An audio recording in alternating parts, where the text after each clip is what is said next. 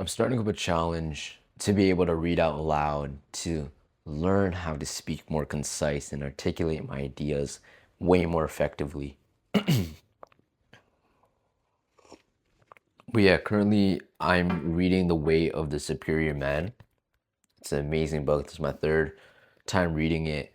First time reading it this year, but I'm currently on chapter 12. The reason why I'm starting up this challenge is because I'm in sales and I really want to learn how to articulate my ideas very concisely and to be able to just have more effective conversations with the people I'm speaking to so I'm able to transform their lives more efficiently. Chapter 12. Be willing to change everything in your life. A man must be prepared to give 100% to his purpose, to fulfill his karma or dissolve it, and then let go of that specific form of living. He must be capable of not knowing what to do with his life, entering a period of unknowingness and waiting for a vision for or a new form of purpose to emerge. These cycles of strong, specific action followed by periods of not knowing what the hell is going on are natural for a man who's shedding layers of karma in his relaxation into truth. As you guys could tell, it is snowing. It's beautiful out here. I think it snowed over 20 centimeters. Wow, reading out loud is a bit difficult. Let's continue. As you open yourself to living at your edge, your deepest purpose will slowly begin to make itself known. In the meantime, you will experience layer after layer of purposes, each one getting closer and closer to the fullness of your deepest purpose. It is as if your deepest purpose is at the center of your being. It is surrounded by layers of concentric circles, each being a lesser purpose. Your life consists of penetrating each circle from the outside toward the center.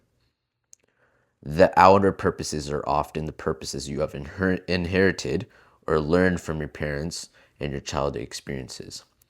Perhaps your father was a fireman, so you wanted to be a fireman. Or in reaction to him, you've decided to be an arsonist. In any case, the outer circles, the purposes you often apply yourself to your early in life, are most likely only distant approximations of your deepest purpose. If your deepest purpose is to meditate and realize God, you might find that before you can totally dictate or dedicate yourself to this practice, you must work your way through the concentric circles of playing with sexual partners, using drugs, getting married, raising children, developing a career, and finally having dissolved your fascination and need to do all of that, getting down to business of full-time meditation. As you dissolve each layer and move toward the center, you will more and more be living from your deeper purposes, and then your deepest heart purpose, whatever that is, in every moment. However, you probably are not living your deepest purpose yet. You probably need to burn off the karma or fulfill the need of the present purpose by which you are fascinated and distracted. It's easy to feel disappointed by life. Success is never as fulfilling as you think. It is going to be, but there is a reason for this. Successfully completing a lesser purpose doesn't feel very good for very long because it is simply preparation for advancing toward a greater embodiment of your deeper purpose. Each purpose, each mission is meant to be fully lived to the point where it becomes empty, boring, and useless. Then it should be discarded. This is a sign of growth, but you may mistake it for a sign of failure. For instance, you may take on a business project, work at it for several years, and then suddenly find yourself totally disinterested.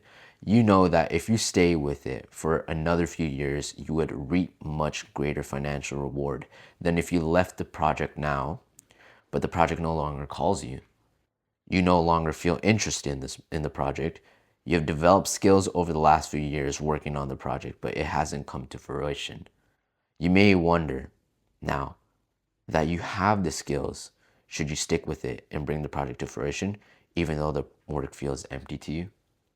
Well, Maybe you should stick with it. Maybe you are bailing out too soon, afraid of success or failure, or too lazy to persevere. This one is possibility, or this is one of the possibilities. Ask your close friends if they feel you are simply losing steam, wimping out, or afraid to bring your project to completion. If they feel you are bailing out too soon, stick with it. However, there is also the possibility that you have completed your karma in this area. It is possible that this was one layer of purpose which you have now fulfilled, on the way to another layer of purpose close to your deepest purpose. Among the signs of fulfilling or completing a layer of your purpose are these. Number one, you suddenly have no interest whatsoever in a project or mission that just previously motivated you highly. Number two, you feel surprisingly free of any regrets whatsoever for starting the project or for ending it.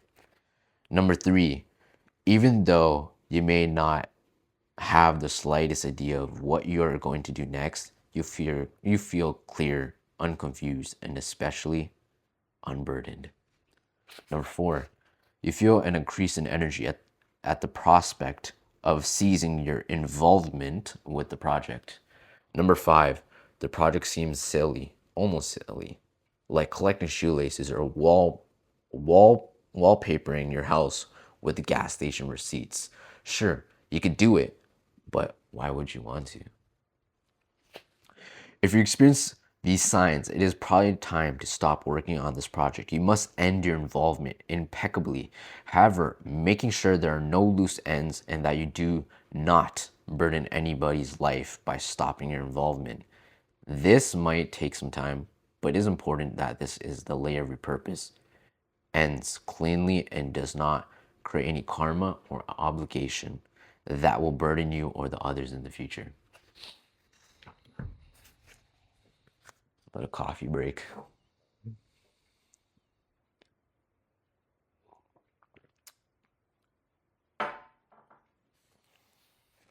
The next layer of unfolding purpose may itself clear immediately, more often. However, it does not. After completing one layer of purpose, you might not know what to do with your life. You know what? The old project is over for you, but you are not sure of what is next. At this point, you must wait for a vision. There's no way to rush the process. You may need to get an intermediate.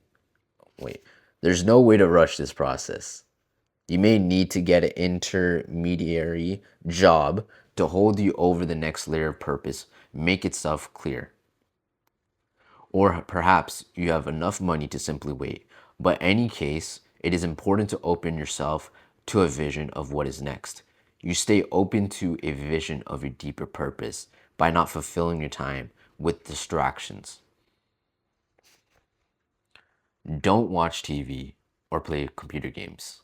Don't go outside drinking beer with your friends every night or start dating a bunch of women. Simply wait. You may wish to go on a retreat to in a remote island area, but be yourself. Whatever it is you decide to do, consciously keep yourself open and available to receiving a vision of what is next. It will come. When it does come, it usually won't be a detailed vision. You'll probably have a sense of what direction to move in, but the practical steps might not make themselves clear. When the impulse begins to arise, act on it. Don't wait for the details. Learn by trial and error what is you are to do.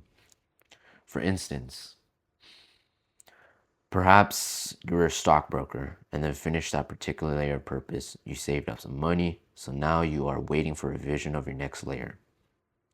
After 3 weeks of going crazy, not knowing what you're going to do with your life, you begin to feel that you want to work with people. You begin to fantasize about using your financial skill set to help people set up their own businesses. You have a few friends who have great intentions to save the world, but they are lousy businessmen and can't seem to get off the ground. So you call them and offer your help. As you help them, you continually feel the groove of your purpose. You might have a few false starts, but eventually You find that dozens of nonprofit groups are telephoning you, asking for your advice. It feels as if the universe is supporting you in this direction. You might have no idea whether you can earn a living doing this, but it feels right for you now. So you apply yourself fully to it. You give your gift 100% without holding back. Soon, a wealthy man finds out about you what you are doing. He admires your total commitment and your orientation to serve others. He becomes your Patreon. Now you're set. You have a good income. You are doing what you really want to do. You're helping others. You love what you do. So you generate love in those who come in contact with you. Your life feels full. And then one day, a few years later, it is finished. This layer has dissolved, and the cycle begins again and again until you penetrated all the layers into your deepest purpose. Then you act fully until that purpose, too, is dissolved in the bliss of the love that you are. That's chapter 12. The next chapter is 13. Don't use your family as an excuse. So I'm going to take a little pause. I did not expect myself to go 11 minutes into the video, but that was amazing. Reading first time out loud for a whole chapter. Even though the chapter is like 5 pages long, I had a great time doing it. I definitely want to continue this series to be able to see exactly where my growth goes after, right? Because of the next 10 days, I might be in a position where I'm not stuttering. I might be in a position where I'm speaking more out loud, clearly, without any hesitations in what I'm trying to read.